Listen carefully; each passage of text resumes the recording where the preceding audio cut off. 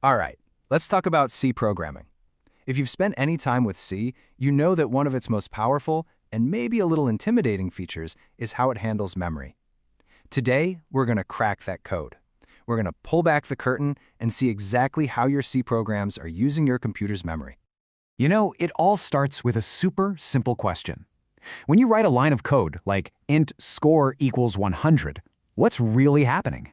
Where does that variable, score, actually go?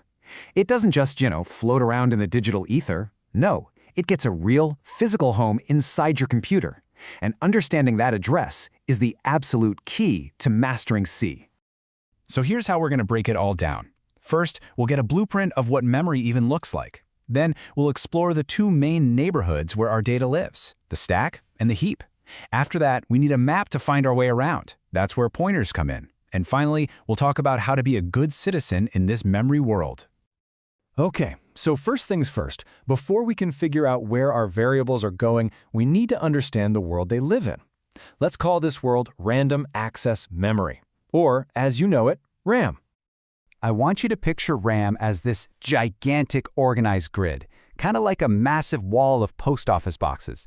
Every single box has its own unique number, that's its address, and each box is built to hold exactly 1 byte of information. Every little thing your program uses, from a single letter to a huge image, gets stored away in these little boxes. Now, of course, different types of data need a different number of boxes. A simple character, a char, fits perfectly into one of those 1 byte boxes. But something like an integer, an int, is bigger. It usually needs 4 of those boxes, all sitting right next to each other, to hold its value.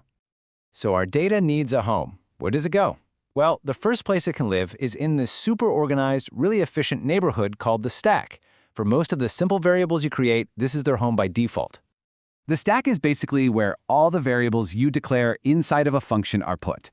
And the magic word here is automatic. You don't have to do anything. C handles all the placement and all the cleanup for you. It works on a last-in, first-out system. Think of a stack of plates. The last one you put on top is the first one you take off. It's that simple. And here's how that automatic system actually works. Every time you call a function, a new block of memory called a stack frame gets pushed onto the top of the stack. This frame holds all of that function's local variables. Then, the moment the function is done, poof, the entire frame is popped right off and all that memory is instantly free again. It's incredibly fast and clean. But that speed, it comes with a catch. The stack has a limited, fixed size. So if you call way too many functions, or if you have a function that calls itself over and over again, you can literally run out of room. And this is where that famous error comes from, a stack overflow. Yep, it's not just a website you go to for help, it's your program crashing because it tried to push one too many plates onto the stack. So, if the stack is this tidy, structured, but kind of small space, where do you go when you need a lot of memory? Or what if you don't even know how much you'll need ahead of time? Well, that's when you venture out into the wild, open field of memory called the heap. This chart lays out the trade-offs perfectly. The stack is automatic and super fast, partly because everything's packed together neatly, which your computer's processor loves, but it's limited. The heap, on the other hand, is this massive pool of memory you can draw from, but access can be a bit slower. And here's the biggest catch. It's managed manually. You are in charge of everything. The whole reason for the heap to exist is for dynamic data. I mean, imagine you're reading a text file. You have no idea if it contains 5 words or 5 million. You can't just reserve space for 5 million words on the limited stack just in case. Instead, you go to the heap and you ask for memory as you need it. That's dynamic allocation. Okay, so we can ask for a big chunk of memory from the heap. Great. But once we have it, how do we find it again? How do you find your spot in this massive open field?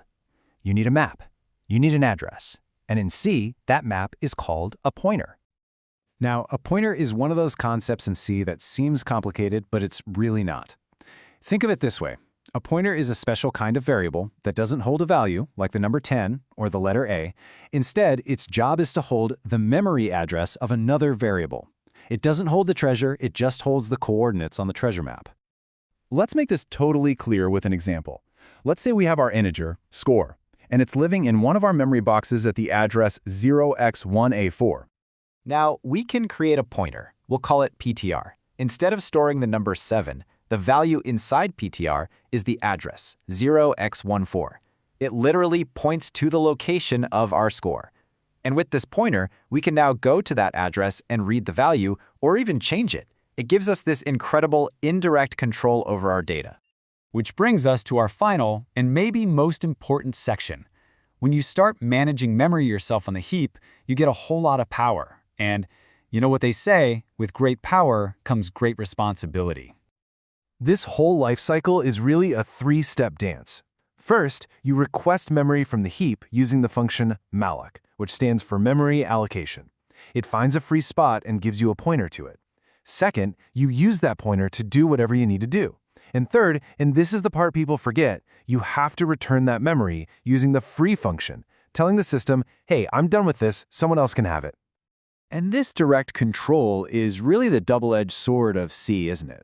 As the source material says, you have this amazing power to manipulate memory, which is what makes C so fast, but you also have the ability to poke around pretty much anywhere. If you're not careful, you can overwrite critical data, which is the root cause of countless bugs and some infamous security flaws. So what happens if you forget that last step? What happens if you request memory, but you forget to free it? Well, you get what's called a memory leak. You've basically rented a piece of memory from the heap, and then you've lost the address to it without ever returning the key.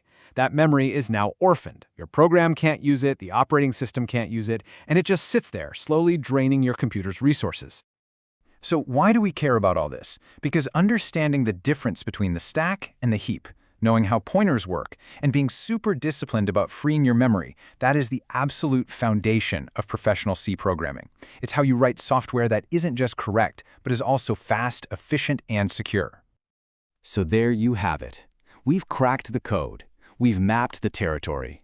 This power to command memory directly, it's not a mystery anymore.